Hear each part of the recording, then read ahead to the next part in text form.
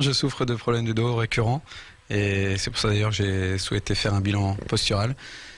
Étant ancien sportif d'un bon niveau, ce sont des douleurs lombaires plutôt, mais récurrentes et ensuite c'est des séances de kiné et donc il m'a proposé un bilan postural que j'ai accepté tout de suite.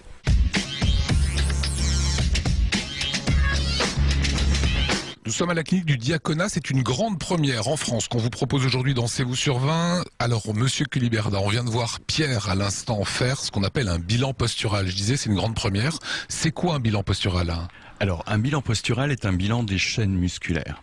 On vérifie, si vous voulez, l'activité des chaînes musculaires grâce à une image faite sur le dos qui est un empilement de vertèbres et c'est grâce à cet empilement et à l'angulation de ces empilements que l'on peut vérifier quel est le comportement des chaînes musculaires en général. Alors on explique le concept, rien à voir avec un scanner. Strictement rien à voir, nous ne sommes pas du tout dans le même domaine. L'imagerie médicale est une imagerie qui voit à l'intérieur du corps, nous ne sommes pas capables de le faire, nous ne faisons que de l'imagerie, on va dire, de volume du dos et ensuite remodélisons une colonne vertébrale pour voir cet empilement et quel est le comportement de la chaîne musculaire en fonction des déviations qu'a cet empilement. Ici, on est bien d'accord que c'est Pierre que vous venez de prendre. Absolument, nous avons pris Pierre, donc ce qu'on voit effectivement sur cette image, ce sont simplement les deux capteurs que j'ai apposés tout à l'heure. Pourquoi ?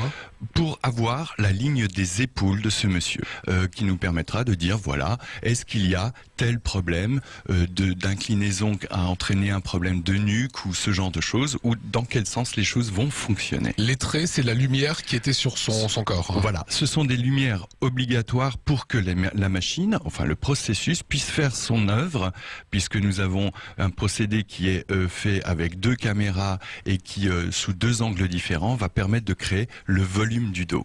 Et sans ces petites barres que nous avons ici, lumineuses, ce procédé n'est pas possible. On n'aurait pas le découpage en quelque sorte. Exactement. Alors ça nous donne ce graphique-là.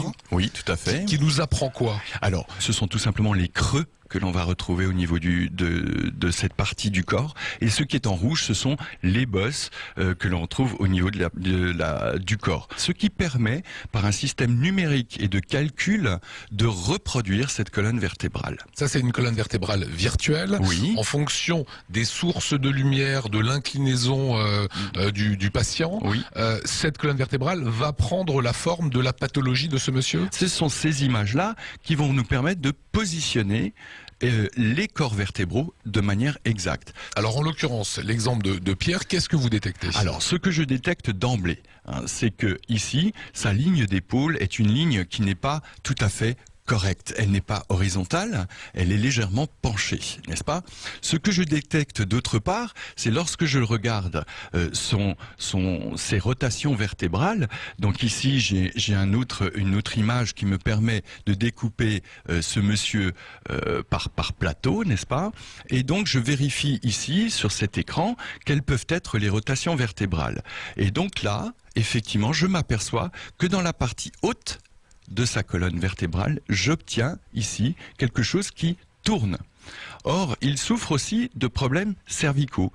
Donc, ce qui veut dire que quelque part, je dois avoir un petit souci et qu'il est bien matérialisé par cette rotation. Autre subtilité de ce système, vous voyez également la position des pieds, la position qu'on a au sol, oui, qu'on peut corriger par la suite. Hein. Voilà, tout à fait. Nous avons placé Pierre tout à l'heure sur une plaque pour faire l'examen, et donc je retrouve effectivement cette empreinte au niveau des pieds et m'aperçois qu'un certain nombre de zones ici en rouge sont marquées, ce qui veut dire qu'il y a une hyper pression effectivement à un endroit précis.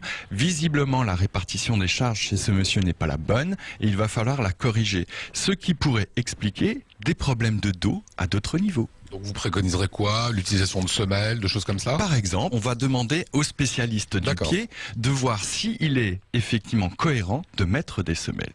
Alors, durant le test tout à l'heure, on vous a vu prendre des instantanés, on vous a vu demander au patient de s'arrêter 5-6 secondes, on vous a vu demander au patient de s'arrêter une trentaine de secondes. C'est ce qui ressort de sa posture à ce moment-là? Oui, c'est-à-dire qu'il n'a pas... Il était incapable de rester fixe. Voilà, exactement. C'est-à-dire qu'il est resté debout, mais il ne reste pas fixe. Personne ne reste fixe. Nous bougeons tous un petit peu. Est-ce que lui bouge plus? Oui, lui bouge beaucoup plus. Il faudra faire quoi? Eh ben, là encore, on espère que la correction par ses semelles va le stabiliser beaucoup plus. Parce que dans ce l'espace. mouvement le fatigue aussi finalement. Le fatigue terriblement et crée un certain nombre de récurrences douloureuses. Voilà, on a fait à peu près le tour aujourd'hui de cette IDRN, c'est ce qu'on voulait vous montrer sur cette première en France, voire européenne, c'est ce que vous